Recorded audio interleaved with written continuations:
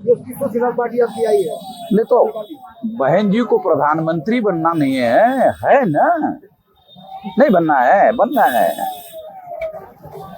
तो प्रधानमंत्री बनने के लिए ये उनका समर्थन कर सकते हैं ना, तो इसलिए वो उनका समर्थन कर रहे हैं उनके लोग। कहा जा रहा है आपकी पार्टी वोट काटने के लिए उतारी गई है, ये भाजपा की बेटी है। ये संभवतः समाजवादी पार्टी के लोग ऐसा प्रचार कर रहे हो। समाजवादी पार्टी यूपी में है और बहुजन मुक्ति पार्टी नेशनल लेवल की पार्टी है, तो वोट कटवा तो वही है, यूपी की पार्टी है। ये बहुजन मुक्ति पार्टी नेशनल लेवल की पार्टी है, 22 राज्यों में कार्यरत है। आप बताओ समाजवादी पार्टी यूपी के बाहर कहाँ है क्या? लोकसभा में बताया जा रहा है कि आप बहुजन समाज पार्टी का वोट काटने के लिए प्लानिंग किए हैं। लोकसभा के लिए हमारे लोग चुनाव लड़ने के पहले ही बहन जी का वोट परसेंट 12% तक नीचे आया। अभी तक तो हमने लड़ा नहीं, तो हमारे लड़े बगैर ही जो 30% बहन जी का वोट था वो 12% कैसे नीचे आ गया? उनका कहना है कभी कभी हो जाता है ऐसा, तो फिर आगे भी कभी कभी नहीं हो सकता। चर्चा में चुनाव को लेकर कैसे आप देखते हैं, क्योंकि दो पार्टियां अपना दावा कर रहे हैं कि हम जीतेंगे। कोई कह रहा कि हम 50,000 से जीतेंगे, कोई कह रहा कि हम 1 लाख से जीतेंगे। दलित बहुजन हर समाज हमारे साथ है, भाजपा कर रही है, वही सपा भी यही कर रही है, तो आप क्या करेंगे? देखो, प्रचार करने के लिए लोग प्रचार करते रहते हैं, या हर पार्टी को अपना प्रचार करने का तो अधिकार है, उनकी बातों को कहने का अधिकार है, मगर असली रिजल्ट तो जिस दिन काउंटिंग होगा उसी दिन पता चलेगा। आज हम यही कह सकते हैं कि 451 बूथ है? 455 बूथ है, तो 455 बूथ पर इन लोगों के कार्यकर्ता है। मुझे तो लगता है भाजपा की 455 में कार्यकर्ता भी नहीं, समाजवादी के भी 455 में कार्यकर्ता नहीं। हर बूथ पर बहुजन मुक्ति पार्टी के कार्यकर्ता वहां कार्य कर रहे। लोगों का यह भी सवाल निकल के आ रहा है, चलो इनको बोलने तो नहीं, एक उनको आपने अभी ईवीएम पे आरोप लगाया जी, और आप चुनाव मैदान में भी हैं।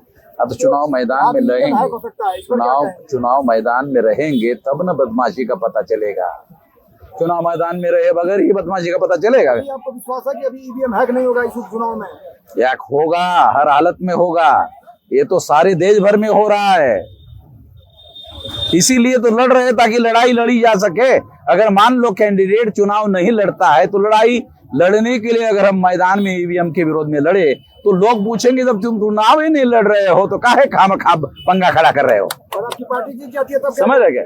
आपकी पार्टी जीत जाती है चुनाव, तब क्या कहेंगे? तब भी हम सर्टिफिकेट नहीं देंगे ईवीएम को। हम बोलेंगे हमको बहुमत दे दो, ईवीएम को 72 घंटे में पिछवाड़े पे लात मारेंगे, संसद में कानून बनाकर निकाल देंगे। सर बसपा का कोई प्रत्याशी नहीं है, आए समझ में आ रहा क्या? समझ में आ रहा क्या? पहले तो ये इम्पोर्टेंट बात समझ में आ रही है। सर बसपा का कोई प्रत्याशी नहीं है यहाँ पर। हाँ। और बसपा की जो ईमानदार कार्यकर्ता है, कुछ पदाधिकारी है, वो मायूस भी है और न्यूट्रल भी है।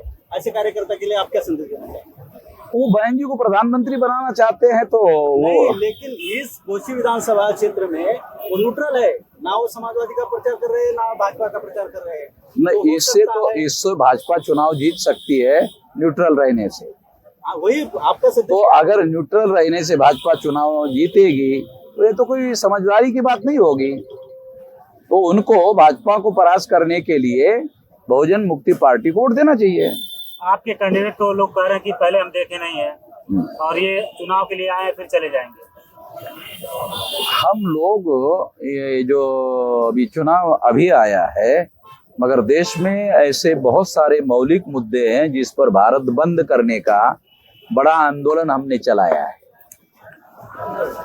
जब आरएसएस और भाजपा की सरकार आई तो उन्होंने 13 पॉइंट रोस्टर का मामला हमारा रिजर्वेशन समाप्त करने के लिए किया था, तो हमने भारत बंद करवा के नरेंद्र मोदी को, आरएसएस को, भाजपा को मजबूर कर दिया 200 पॉइंट रोस्टर के लिए, तो आरक्षण बचा।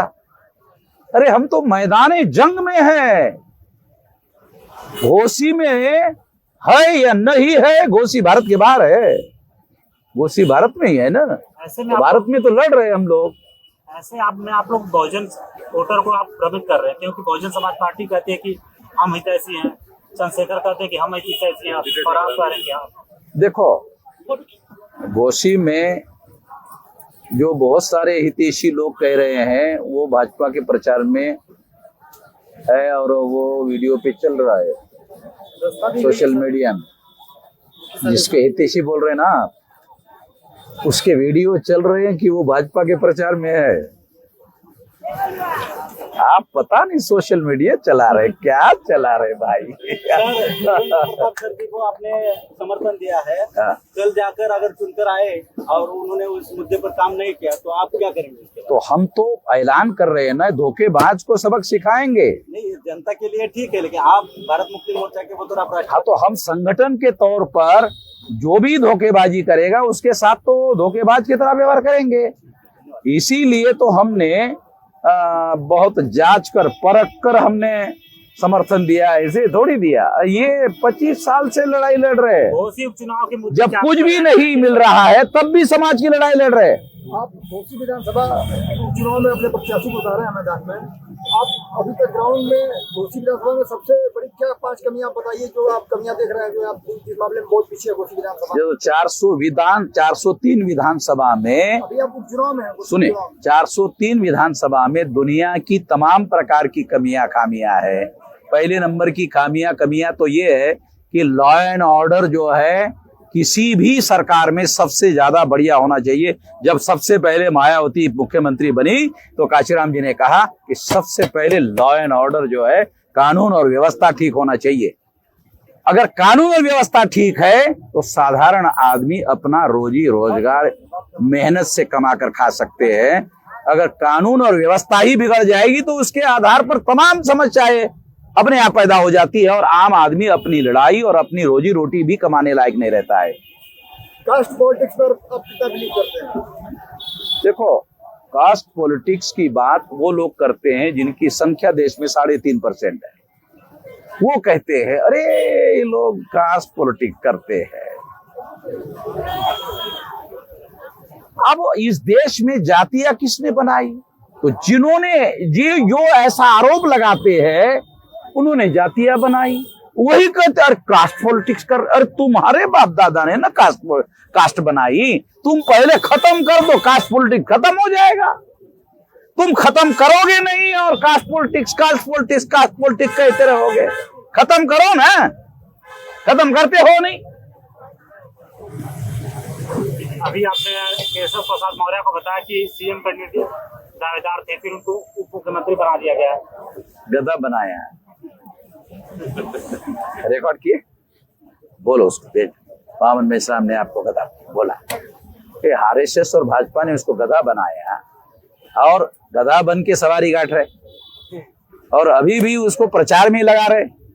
बनाया उप मुख्यमंत्री, काम कुछ नहीं, सरकार का काम कोई भी नहीं रहे, लेकिन पार्टी का काम तो वोट लेंगे, सरकार उनको बना कर देंगे, इनको पावर नहीं, तो गधा बनाने का करेगा। मैं ओम प्रकाश राजभर कह रहे थे कि हम समाजवादी पार्टी में थे। ओम प्रकाश राजभर के बारे में हम कुछ नहीं कहेंगे।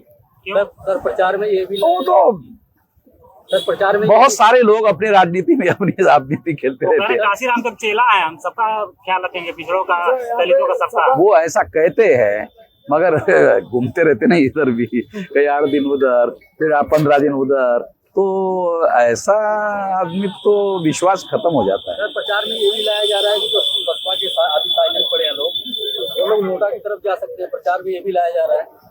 नहीं, तो ये समझदारी की बात नहीं है। नोटा वोट का अधिकार को खत्म करने का मामला है। वोट का अधिकार इसलिए थोड़ी दिया गया था कि आप नोटा पर बटन दबाओ। अरे आप या तो चुनाव जितवाने के लिए काम करो, हरवाने के लिए काम करो ना। वोट का अधिकार इसलिए थोड़ी दिया गया।